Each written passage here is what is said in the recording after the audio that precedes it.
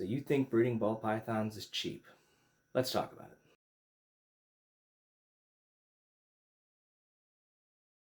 What's going on, everybody? I'm Jim with Straight Blast Pythons. Welcome to the channel and thank you for joining us. Earlier this year, I made a video talking about the lessons we learned in our first year of breeding ball pythons, and one of those topics that I covered was the cost. A lot of people seem to think that it's cheap to get into breeding these animals, and it can be to some extent. But if you're actually thinking about getting into this for the long term, getting into this as a business, or actually trying to do anything beyond the bare minimum, cost adds up really quick. Even the bare minimum adds up quick. So today I want to sit here and actually break down what does it cost to get a basic infrastructure set up to breed your first ball pythons. So we're going to go into this video using two different examples. The first example is going to be somebody who's not really sure what they want to do. They don't know if they really want to get into breeding, but they want to give it a try. And we're going to kind of take that from the hobby approach. And on the flip side of that, we're going to have somebody who knows that they want to get into a breeding business, or at least thinks they do, and they want to start building the foundation to move up year after year. So with these two different examples in mind, we're going to come up with some quick assumptions, because the number of animals you have, what your goals are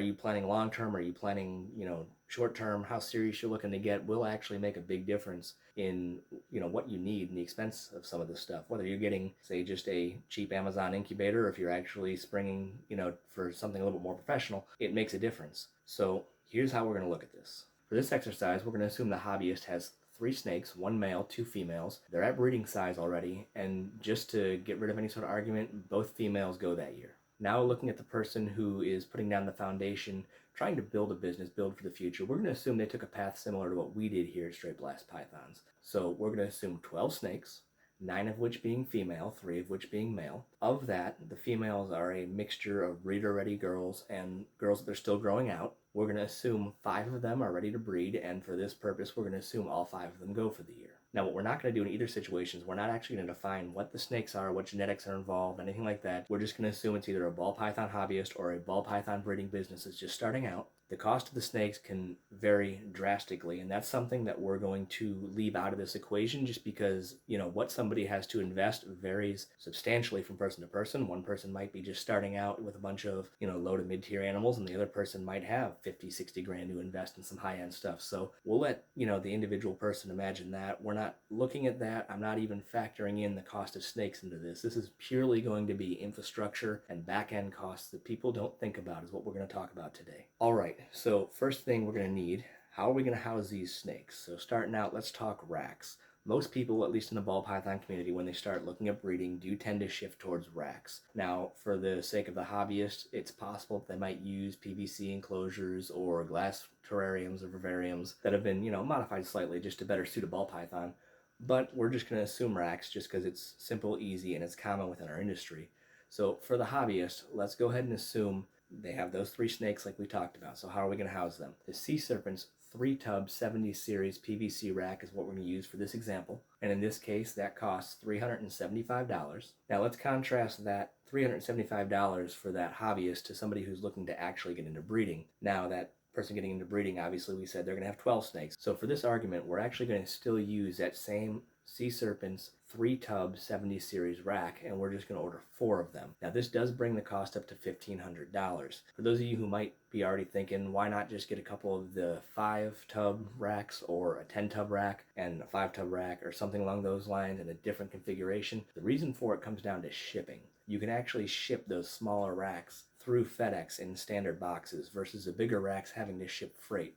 With freight prices right now, it's actually cheaper to get 4 of those 3-tub Sea Serpents racks than it is to get one of those 10 or a couple of those 5s. It sounds counterintuitive, but for somebody starting out, it's honestly cheaper unless you're looking at going into like something bigger like one of these ARS racks, which the rack's more expensive, and at that point you're spending freight no matter what. So for this example, like I said, we're going to stick with that. $1,500 for the Sea Serpents 3-tub V70 PVC racks. So okay, snakes have homes in the racks. What happens when you get eggs? You need to have an incubator, and you can't wait until last minute. That's something you got to get in advance. You have to have the incubator ready to go. So for the case of the hobbyist, we're going to assume that they either A, did a DIY build, converting a cooler or an old fridge, or they went online on Amazon. You can find these smaller $200 pre-made ready to go incubators. Those ones oftentimes have a thermostat built in. So we're going to assume one of those two options for the hobbyist. So I'm just going to go ahead and assign a $200 price here, because either you're buying the components, you're buying a used cooler, heat tape, any components you need to actually solder that up, put that together, modify it,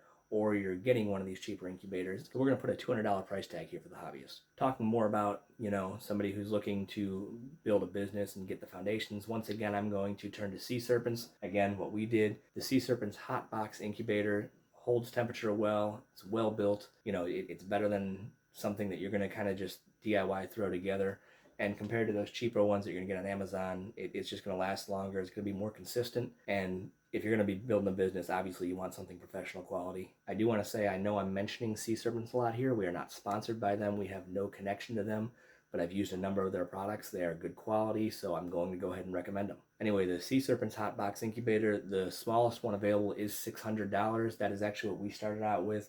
On the website, it says it can hold up to 8 egg boxes. I think that's probably about right. We haven't maxed it out yet. Obviously, we haven't had 8 clutches in a season yet, but even when we only had 4 last year, we only had 2 clutches in there at any point in time. The season was a bit spread out, so it's a good choice for somebody starting out. It should last the first couple of seasons. So recap on the incubators, about $200 spent for the hobbyist, $600 for somebody looking to build a business. With the incubators, you also have to think about egg box. Egg boxes are really easy to set up. You just get, these little shoebox totes are like $2. Get a lighting diffuser to break up, something to actually elevate the eggs over the substrate, and then some perlite or something along those lines to use as your substrate. They're cheap. Going to go ahead and assume $15 in expense for the person who's, just trying to be the hobbyist. We're going to scale that up, assuming $45 here for the person who's getting into their first year breeding professionally, and that price is just the number of clutches, the number of boxes you need. All right, we're keeping our adult snakes. We know how we're incubating our eggs when we get them. What are we doing with the hatchlings after they hatch out? So now you got to start thinking again. Hatchling racks. And once again, this isn't something that you can, on the spot, oh my God, I have a hatchling, let's find somewhere to put it now. No, you kind of have to think about this in advance. For the hobbyist, okay, we're looking at, 2 clutches, about 6 eggs a clutch. I'm going to go ahead and recommend, again, Sea Serpents. They got the V35 short racks. Now, the reason I recommend that one is because the V35 short can fit the V15, the V18, and the V35 short tubs. So you can fit hatchling, slightly larger. You know what? Screw it. I'll just show it. So you can fit hatchling tubs, slightly larger V18 tubs, and then the V35 short tubs. This will give you a rack that will allow you to actually have your hatchlings grow with you. You can keep them all the way up to about 1,000 grams, so you're not having to worry about jumping into a bigger rack right away. I know some people do like the shoebox tubs. I like these a little bit better.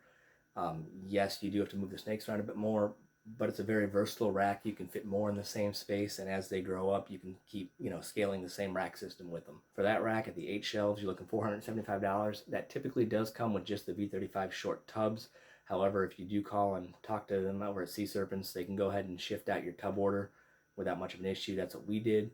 I only have like 2 of the actual V35 shorts in there. Everything else is the 18s and 15s. It's just a good option. It's very versatile. Can't speak highly enough about it. So once again, talking about the racks though, moving over to the person who's trying to be a hobby breeder, I'm going to recommend the same racks, just double it. 2 racks should be more than enough for 4 to 5 clutches. That's what we did, and we had extra space last year. So $475 for 1 rack. Do the math, that comes up to $950 for 2 racks. So now we have somewhere to put our hatchlings. All right, adult racks, incubators, hatchling racks. What's the one thing they all need that we haven't talked about yet? Thermostats.